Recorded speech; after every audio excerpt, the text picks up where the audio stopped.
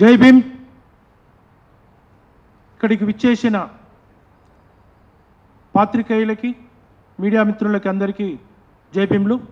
మరియు ఈరోజు మాల ప్రజా సంఘాల జేఏసీ ఆధ్వర్యంలో మొన్న శనివారం రోజు మాల ఎమ్మెల్యేలైన వివేక్ వెంకటస్వామి గారు, గడ్డం వినోద్ గారు, నాగరాజ్ సార్ గారి ఆధ్వర్యంలో ముఖ్యమంత్రి రేవంత్ రెడ్డి గారిని మర్యాదపూర్వకంగా కలిశాము.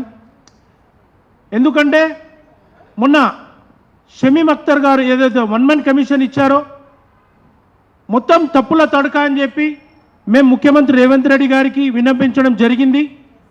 మరి ముఖ్యంగా మాలలు గత 30 ఏళ్ళ నుంచి కానీ టీఆర్ఎస్ ప్రభుత్వం నుంచి కానీ మాలలు వెనుకబడి ఉన్నారు. మొత్తం ఏదైతే బెనిఫిట్స్ పొందారో మాదిగలే పొందారు. మాలలు చాలా వెనుకబడి ఉన్నారని చెప్పి ముఖ్యమంత్రి గారికి వివరించడం జరిగింది.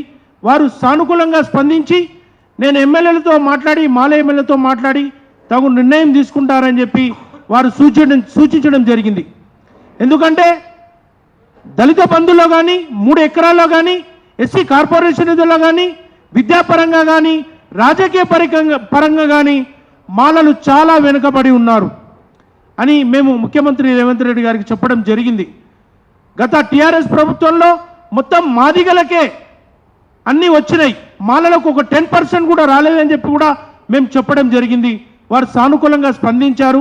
మా సమస్యలపై వారు తగు విధంగా, ఎందుకంటే రిజర్వ్ శాతం పెంచామని చెప్పి వారు చేవల్ల డిక్లరేషన్లో చెప్పారు. ఆ 18% ఇప్పుడున్న 15% కాక 18% ఇస్తా అని చెప్పారు. ఆ 3% మాకు ఇవ్వాలని చెప్పి, అలాగే ఉపకులాలకు కూడా న్యాయం చేయాలని చెప్పి మేము మాల సంఘ ప్రజా సంఘాల తరపున మేము కోరడం జరిగింది. జై భీమ్. Thank you.